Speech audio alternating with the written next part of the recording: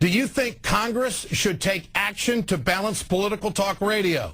Text A for yes, text B for no to 622-639. We'll bring you the results later on in the show. Joining me now is Holland Cooke, radio talk consultant with McVay Media, one of the best in the business, and regular contributor to Talkers Magazine. Holland, good to have you with us tonight. Thanks for having me. What they're doing, is it entertainment or is it electioneering? Objectively, what you and Rush Limbaugh and I do for a living is the same thing. We are in the business of attracting an audience and trying to get them to listen to as many commercials as possible. It is entertainment in that sense. But what concerns me is what Rush and the legion of Rush wannabes who are dominating this conservative conversation are doing to attract that audience. Three things. Number one is the potty mouth. I don't think you should say bastards on the radio. I'm embarrassed just quoting Rush on your show because my mom and dad are watching. But now there are words coming out the dashboard of the SUV that soccer mom does not want the Munchkins parroting back. This is ratings tear gas, but that's not the big problem. Then there's the hate speech. And how can you say that Barack the Magic Negro is not hate speech? But that's not the biggest problem. You know how they say high blood pressure is the silent killer? I believe what is most dangerous is what's right below the surface of talk radio, and it is a deliberate overstatement for the purpose of rising above the cacophony. I'll give you an example. As the president was pursuing health care reform, Rush Limbaugh said, quote, Obama wants to put your personal private medical records on Google so that everyone can see them. Now, he's a smart enough guy to know that that's not true.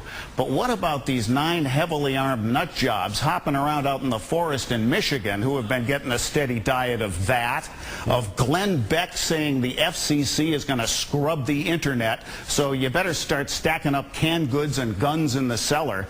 This stuff didn't happen overnight with those 9 guys in Michigan, and why I have spoken up in conscience is because I don't just think there's 9 of them. No, I don't think so either. Now, the Tea Parties have been organized and promoted by right-wing talkers. And this is where we get into some dicey area. They're using the licenses for a political movement. Is that what this was all intended to end up to be? Well, be careful what you wish for, righties, because it might come true. This revelation yesterday about how the RNC is spending its T&E money on TNA is going to turn the Tea Partiers away from the party that thought they had control of those voices. So I believe these people are in play. And the president himself on NBC just yesterday was saying, you know, this is the American way. People ought to be able to assemble and to speak up, and that there were reasonable voices among them. Yeah. Well, I take a look at this. Broadcast stocks are down for the radio companies. They're firing people left and right. Yet we keep hearing that right-wing talk is so hot.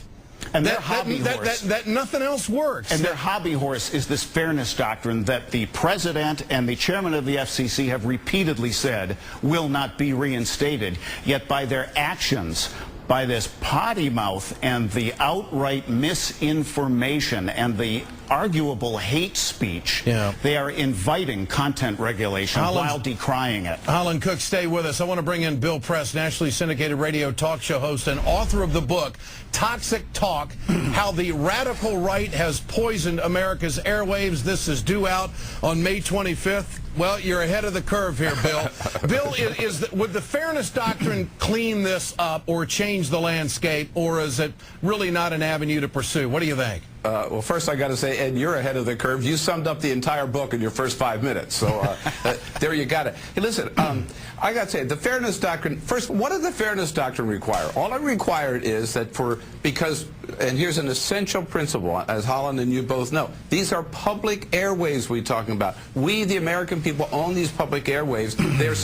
They're the licenses given so they can operate these, station owners, operate these airwaves in the public interest. They are not serving the public interest if they are only serving one kind of programming that appeals to the far right. At least half the people in this country are not extreme right, and yet, as you see there, you've got 1 hour of liberal talk for every 10 hours of conservative talk. So, Ed, I think the fairness doctrine would just require, I'd be for bringing it back.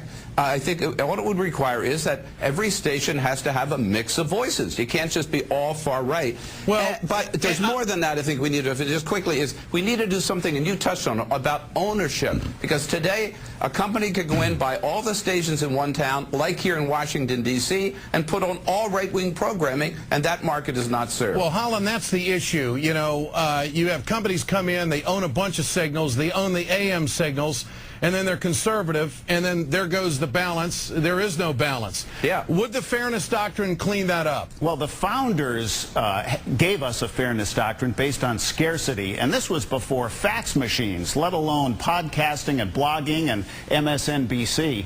I think the reason we're not going to see a fairness doctrine is, as a practical matter, it's impractical. There is already a diversity of voices, and talk radio will play this one-note song at its own risk, because people are wandering off to the new platform to find something other than the Democrats bad, Republicans good show. Yeah. I'm right, you're wrong, I, me, me.